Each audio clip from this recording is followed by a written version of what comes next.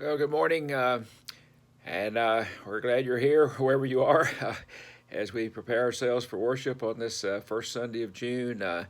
It's a beautiful time to be together in ways that God has given us, and we just trust that you know how much we love you and appreciate you and are grateful for you and your ministry and your presence in this worship service.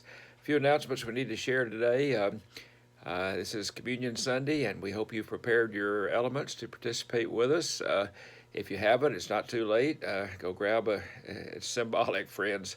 Don't get hung up over legalities. A tiny bite of bread or a sip from a cup of any kind will suffice great adequately for what we're about.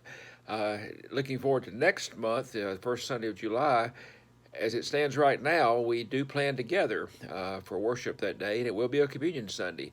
We're going to be providing individualized cups and wafers for you. They'll be prepackaged, and we hope you'll partake of those if that's your choice. If you'd like to bring your own, if you'd like to stay home and watch it online, however you feel called to be a part of that. Just a heads up about what's going to be happening on July the 5th.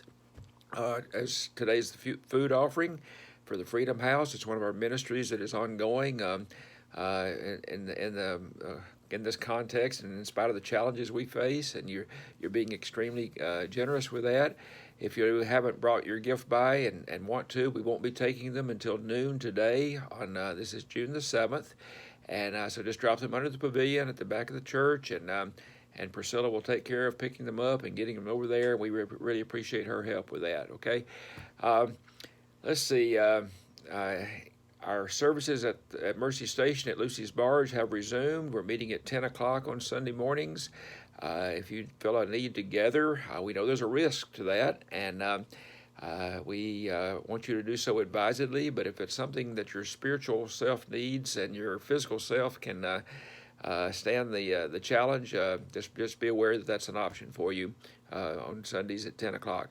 Oh, by the way, our service on July the 5th, when we resume, will be at 8:30 in the morning, and it will be outdoors.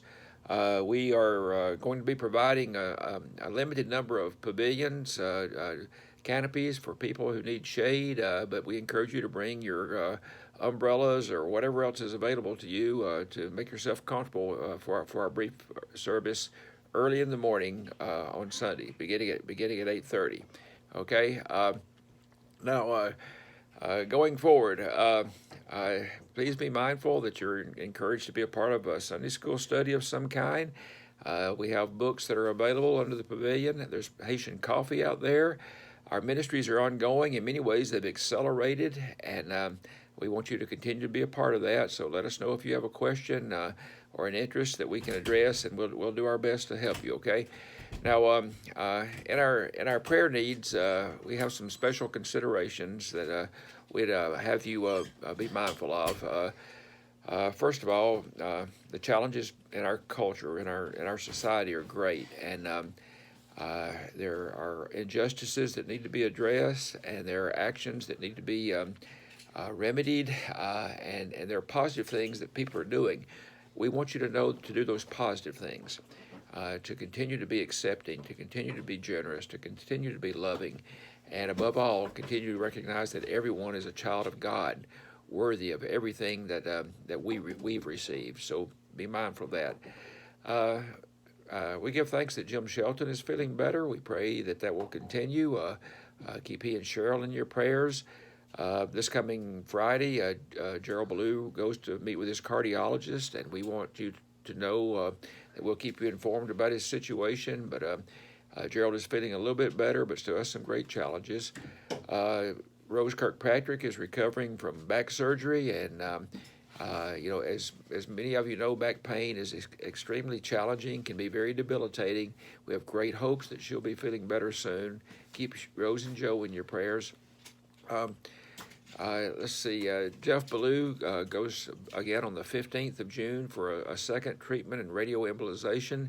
And, we need to pray that takes hold in a special way in his life, and be with he and Edie as they travel and as they meet that challenge. Let's see, Martha Marshall. On Monday the 15th, will be having a lumpectomy. She has a malignancy that needs to be addressed, and we're grateful that that's an option for her. They'll be doing some biopsies on some lymph nodes at the same time, and they will be preparing to do radiation to follow up. Martha is extremely strong and extremely positive, but our prayers will go a long way. Now, pray for yourself that we can continue to serve the Lord in the way that we're called to serve, and pardon my stumbling tongue and my faltering ways, and just help us to understand that the Spirit speaks clearly to the life that we're called to live, okay? Now, let's get on with our worship service. Again, we're glad you're here. Listen closely to the music on this Trinity Sunday. Take heed of the word that is proclaimed, and live faithfully the life that you've been called to live. We love you. Peace be with you.